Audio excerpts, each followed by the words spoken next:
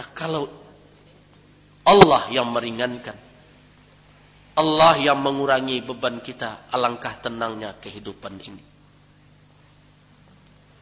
Kita bisa berbagi masalah dengan orang, betul. Tapi tidak ada seorang pun yang bisa menjamin bahwa orang lain itu bisa menyelesaikan masalah kita. Tetapi kalau kita berbagi masalah dengan Allah, dengan keimanan kita yakin bahwa Allah bisa menyelesaikan persoalan apapun. Nah, tetapi di dalam hidup orang sering curhat kepada manusia, jarang curhat kepada Allah. Orang sering mengadu kepada kawannya, tetapi jarang mengadu kepada Allah. Orang sering mencari kawan untuk berbagi masalah, tetapi kenapa di dalam salat, di dalam bermunajat dia tidak berbagi masalah dengan Allah? Ya Allah, Engkau datangkan saya ujian.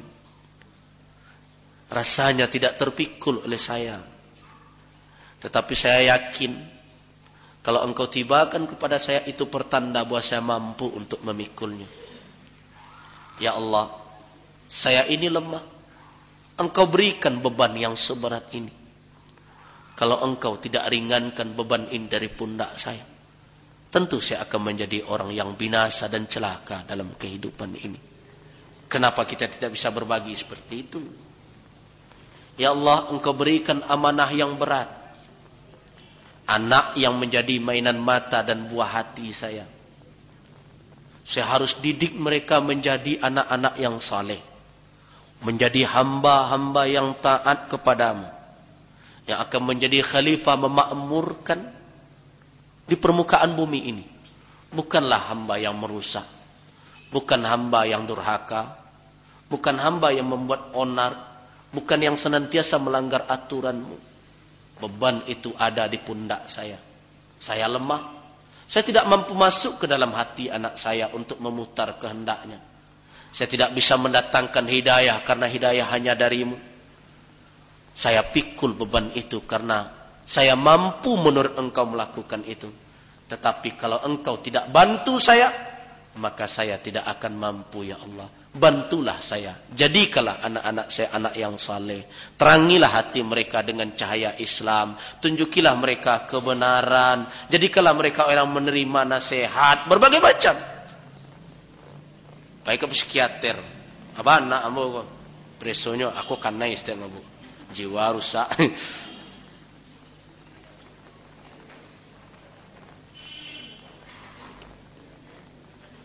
Kita bisa mencari ahli ilmu jiwa manapun, tetapi tidak ada yang sepandai dan seahli Allah karena Dia menciptakan kita.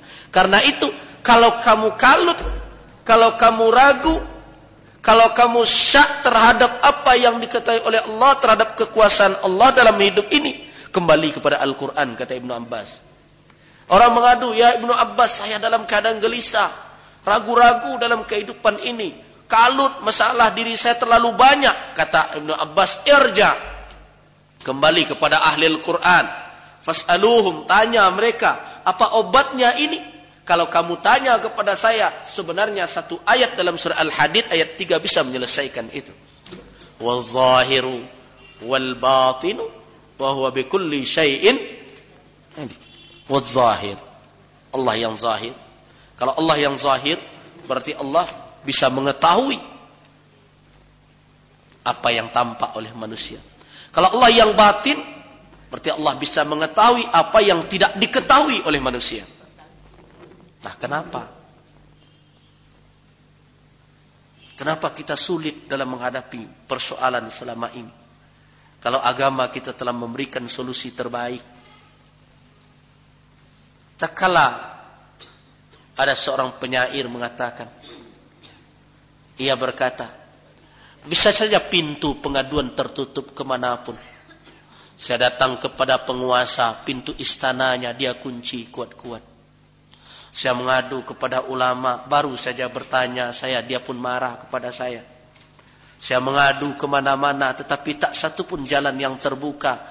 Bisa jadi seluruh jalan di permukaan bumi telah tertutup, tetapi jalan ke langit tidak pernah ditutup oleh Allah.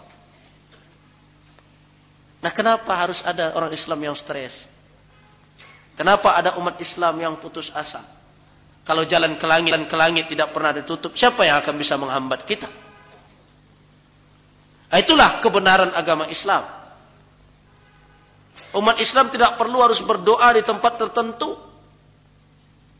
Tidak mesti harus sholat beribadah di tempat tertentu. Coba tengok orang agama lain, mereka tidak bisa beribadah di mana-mana. Mereka harus pergi ke pura, mereka harus pergi ke gereja. Kalau tidak ada di situ, ya tidak bisa misa. Tetapi umat Islam, wa huwa ma'akum aynama kuntum, dimanapun kamu berada, ia bersamamu. Allah dekat kepadamu. Dimanapun kamu menyeru, Allah akan temukan. Kamu akan temukan Allah. Aynama tuwallu fathamma wajhullah. Kemanapun kamu mengarah, di situ ada Allah Subhanahu wa ta'ala. Nah, kenapa kehidupan ini kita buat terlalu sulit? Wa rafa'na laka dzikrak. Alang indahnya orang yang punya kelapangan dada. Orang yang punya kelapangan dada, bebannya akan terasa berkurang, zikirnya akan diangkat. Kenapa? Karena dia bisa beribadah dengan khusyuk. Wa rafa'na laka dzikrak. Zikirmu akan kami angkat, tidak hanya sebat irama yang dilantunkan oleh lidah. Orang lapang dada lah yang diterima dan didengar zikirnya oleh Allah. Diangkat zikirnya itu. Kenapa? Orang lapang dada mudah mendapatkan kekhusyukan. Orang yang sempit hatinya tidak akan mendapatkan hubungan yang mulus dengan Allah. Karena itu, kalau akan tegak berhadapan dengan Allah dalam solat kita, buat hati kita lapang. Hadirkan keagungan Allah. Buang segala buruk sangka kepada Allah dan siapapun. Hadirkan segala sifat-sifat yang terpuji. Gantungkan harapan penuh kepada Allah. Ketika kita takbir, tidak ada lagi yang besar di dalam hati dan pandangan kita selain ma'bud, selain yang kita sembah. Kondak baru selesai bau duk sasak angok langsung takbir. Hadirkan dulu. Cepat berlatih sehingga nanti kita bisa cepat menghadirkan itu. Tak kala kita berdiri, kita angkat tangan, hadirkan keagungan Allah, Rahmannya Allah, Rahimnya Allah, Latifnya Allah. Bagaimana kita dilahirkan tanpa ilmu, kita tidak tahu apa-apa, kemudian kita diberikan pengetahuan. Kita tidak pandai bicara, hanya pandai menangis, kemudian dengan alami kita pandai bicara. Itu adalah anugerah Allah. Kita tidak punya harta ketika lahir, tetapi Allah memberikan karunia. Dan kita masih diberikan kekuatan. Banyak orang yang tidak sadar dengan salat ini, tapi kita masih punya kesadaran. Nah, Rahman itu kita rasakan. Kasih sayang itu kita rasakan. Keagungan Allah kita rasakan. Nah, kita rasakan keutamaan-keutamaan itu. Dan kita harap dengan rahmat yang lebih. Kenapa? Karena kita takut. Kalau seandainya rahmat itu meninggalkan kita, maka akibatnya kita akan celaka di dunia dan di akhirat. Kalau rasa itu hadir, takbirlah. Baru salat kita lakukan. Allahu Akbar. Kita akan dituntun untuk terus berkomunikasi dengan Allah Subhanahu wa ta'ala. Jadi kelemahan kita dalam beribadah selama ini, karena kita tidak mengosongkan hati kita. Kita tidak melapangkan dahulu hati kita dengan nikmat-nikmat Allah. Kita banyak menuai persoalan. Masalah di kedai, masalah di rumah, masalah di jalan, masalah di kantor. Ketika kita akan takbir, bukannya kita singkirkan, malah dia hadir.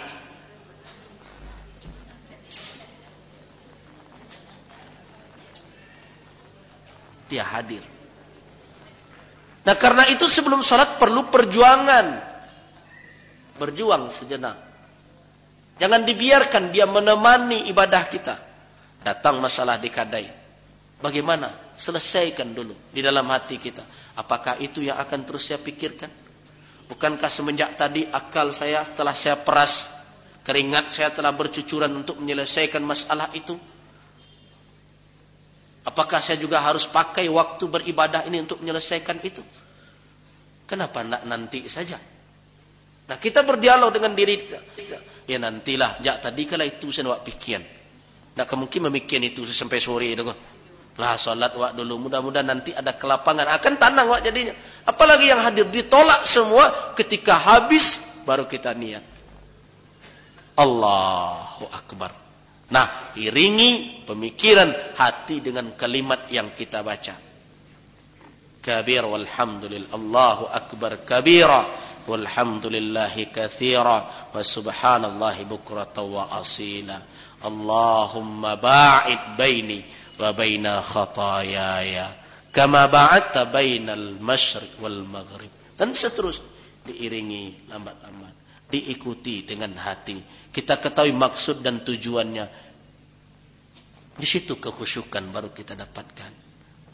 Nah, kita telah lihat bagaimana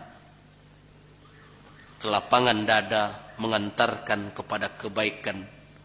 Jadi kalau ada orang tadi mengatakan bahwa kelapangan dada puncak seluruh kenikmatan, benarlah dia. Tidak ada arti nikmat zahir kalau hati kita sempit. Tidak ada harta guna harta berlimpah kalau kita terus kalut dalam hidup ini. Nah, Bapak dan Ibu-ibu, kalau saya menjelaskan itu, saya yakin ada keluhan yang sering muncul. Yo bagus Ustaz, kadang-kadang sulit sih masalah itu. Payah wadenya.